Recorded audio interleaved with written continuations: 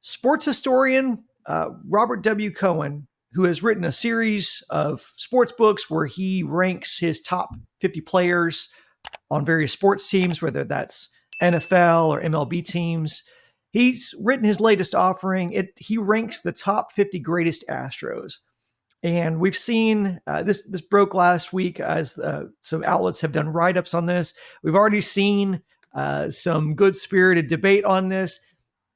For the purposes of brevity, I will just list the top 10 that he has. He goes in order: Bagwell, Biggio, Altuve, Berkman, Oswalt, Cedeno, Cruz, Wynn, Necro, and Watson.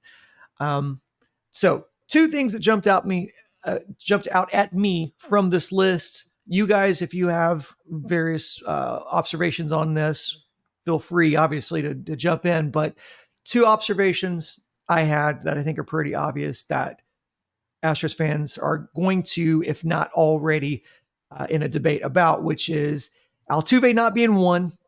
And then I thought personally, Jordan being outside the top 20. And for reference, he is not far out of the top 20. He's 23. But I thought those two were the glaring, I think, points of debate when it comes to Cohen's list here. What do you guys say about that? Let the debate rage. Nothing patently ridiculous about that list. So much of it, in judging the modern guys on this list, is about the postseason success. And obviously it counts a whole lot. And for legacy, and Altuve is the toast of the town. He's the most iconic player now in this franchise history because he's a postseason legend in addition to everything else that he's done. Jeff Bagwell, Craig Biggio secondarily, were basically postseason duds. But great players, we have all their returns. So, how much do you apportion the evaluation of the player and his total career to the postseason, which is a very, very small slice in terms of percentage, the number of games. But if you're going to upscore it, and it's reasonable to do so, especially when you're at 2 World Series wins and 4 trips. But over the course of their careers, Jeff Bagwell, flat out and by a good distance, was better in the batter's box than Jose Altuve. ... until you get to the postseason. And I totally understand the argument. And if you have reveled in this era of Astros baseball, you can understandably scream till you're blue in the face. Drive for show, putt for dough. And the postseason is the putting green. And Altuve was Ben Crenshaw on there. And Bagwell was more Scott Hoke. Hoke is in choke. A guy missed an 18-inch putt once to win the Masters. But Bagwell, the number of seasons, over a decade worth, where Bagwell was an absolute monster. If you match up Altuve's best season with Bagwell's best season, Bagwell's was better. Second season, they're about equal. Then third best season, Bagwell's better. Fourth best season, Bagwell's better. Fifth best season, Bagwell's better. Bagwell, I don't think underappreciated. He's a Hall of Famer, and he too is iconic in Houston. But Jeff Bagwell is arguably a top 6 first baseman of all time. But there's that giant stain of the postseason, right? The supermodel with this just oozing ugly zit that you can't help but look at. Whereas Altuve, he has, what is it, porcelain skin? Is that the compliment? And then in the postseason, if anything, it's even prettier. But Jeff Bagwell, much higher on base percentage, much higher slugging percentage, much higher OPS and OPS plus, because yes, we should build in that Bagwell accrued his numbers. Whatever you think of any individual player, offensive inflation existed substantially during the peak steroid years. So I'll hold off on Jordan. So Josh, your bite at the apple on Altuve, et cetera. Fair enough. I think a lot of this is recency bias, right?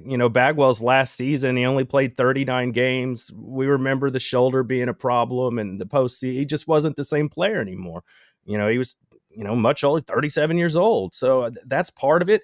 I think it's about moments too. We all think of Altuve hitting the home run off of Chapman and it just all these other great moments because they're in this little mini dynasty that they're in the middle of right now. So it's just right fresh in your mind. And it's about what have you given the city? Altuve's helped give you 2 World Series championships. And championships where he went through the Dodgers and the Yankees and the Red Sox. It just the best organizations in baseball. The Astros took care of business. So, and they finished the deal coming back in 2022 after all the talk after the scandal. They set the record straight. It's 7 straight ALCSs.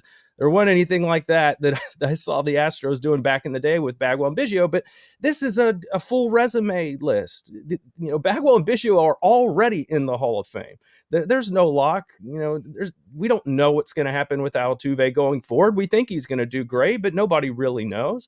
So, yeah, it's just a list of what's been accomplished so far. This is not a list based off of potential. So I think Yordan, if he stays healthy, he can certainly rise up this list quickly. But as we talked about in the other video, I think, Brandon, you pointed out, was it 3 straight years he's played less and less games for Yordan. He's trending in the wrong direction. So for now, we'll just have to wait and see. I don't think it's a big insult to these guys. They have a lot of time left in their careers to say what they want to say and put their money where their mouth is. Yeah, and as discussed here before, WAR is not a be-all, end-all in evaluation of players, but wins above replacement is not a bad catch-all number, at least as a talking point. Jeff Bagwell career WAR basically 80. Jose Altuve is just under 50 and counting, right? With 6 more years now under contract, the years where he will add on to all those counting stats, and he's more than 1,000 hits behind Craig Biggio at this point. Well, does he narrow that gap and completely wipe it out, go over 3,000, and then pass Biggio with 61 hits beyond that? How many more home runs does Altuve tack on? Is he a 300 career home run guy as a second baseman as well? Conversely, Jeff Bagwell, with his end years, it pulled his career batting average under 300, 297. Altuve's at 307. If he's going to play 6 years, and when he's 37, 38, 9, he's more 275, 280 hitter, it pulls it down. Well, where does he come in on there? End of the day, there are 3 just tremendous all-time legacy players. Altuve, though, trumps all in terms of iconography, whatever word we'll go with there. And as for Yordan, he's a pup. Josh mentioned the playing time, right? Availability is a key ability. Yordan has 1 pretty full workload major league season where he was an absolute monster, right? Rookie of the year, he was historic, but he played 87 games. 2020 COVID shortened season, well, Yordan, no season, right? 2 games. 2021, he was very good, very good. But Yordan's 2021 would not have been one of Jeff Bagwell's 10 best seasons. 2022, Yordan, the big man, was big. But even then, he played 135 games. Right? Bagwell had a number of seasons where he played all 162, routinely playing over 155 once he got over the hand-breaking stuff 3 seasons in a row. And this past year, again, Yordan MVP-level performance, but over 114 games. So that stuff matters. Yordan's not yet at 20 career WAR. If we're going to talk about at his very best, who are you taking? Well, then Yordan immediately, vaults right into the top 5. Postseason, Yordan was incredible last year, but the Astros didn't get to the World Series. 2022, he actually wasn't very good, except for coming up with 3 of the most significant hits in Astros history, starting with Robbie Ray and then ending with Jose Alvarado. He's a 200 hitter in the World Series for his career, Yordan Alvarez. But again, those moments, and I defend Bagwell and Biggio to a logical hilt. But what's the signature positive postseason moment for each of those guys? Altuve, you need more than 2 hands to get there, and Yordan, we're already on our second hand, and certainly that matters, especially for those who live and die with the Astros. Yeah, and I'm sure Altuve, being the humble guy that he is, would say that it's an honor just to be mentioned with those other 2 guys. And recency bias. Right. Exactly. And recency bias for Yordan, yes. But Jose Altuve has the second most postseason home runs in history, 2 behind Manram. So he has already kind of cemented himself as, I don't want to say modern day Hall of Fame or modern day. I think modern day legend is not exaggerating, especially if you're a New York Yankee fan, which, by the way, Robert Cohen is the author of this book, Born in the Bronx. So, read whatever, you want to into that, whatever New York bias filter there may be. So perhaps that's maybe why he's not at number one. But I think it's more has to do with long-term stats. We didn't even mention, or at least I didn't hear it. So I apologize if I'm double speaking here, but Bagwell played the majority of his career in the Dome. So it's like those stats are even more impressive when you think about that gigantic field that he played in. Jose, as feared as in the postseason as Bagwell was in the regular season, and while Biggio wasn't as feared towards the back third, it's obviously the longevity that we point to with him, and that's is very impressive. I think that when you're weighing, it's so hard to weigh postseason success and kind of mix it in here because while those moments are more iconic, as you pointed to, Charlie, it's also very dependent on what the rest of your team is doing as well, because Altuve could hit 500 in the postseason, but if he was surrounded by guys that aren't getting the job done, which that hasn't been the case, he's been surrounded by guys who have been equally as clutch, and sometimes the unlikeliest of guys being equally clutch, where it's Chas McCormick hitting home runs off of Garrett Cole or making amazing poster catches in the outfield. So if you're not surrounded by guys who are stepping up in those moments, you can hit as well as you want to, but your stats don't matter because the results aren't there. And so those moments won't be as iconic.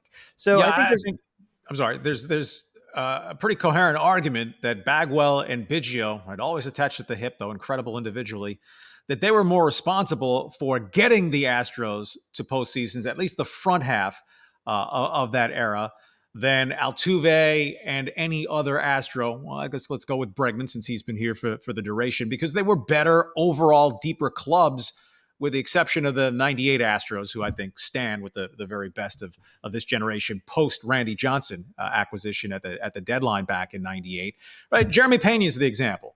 A legendary postseason, but he's a middle of the pack shortstop. Right. So if we're ranking shortstops, Jeremy Pena doesn't go in the top 5 because he had an incredible postseason in 2022. So it's, where do you fall on it? And that's fine. There's no absolute definitive right answer. I will say for the New York writer, if he had Altuve 6th, you'd say, all right, that's not passing the smell test. But he had him 3rd behind two made men finished product Hall of Famers. And Jordan, like Altuve, under contract for many more seasons. Of course, Jordan still in what should be the first third of his big league career.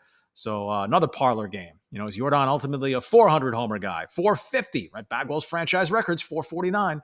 We're looking at Jordan running that down years from now. Durability is going to be a massive component of that.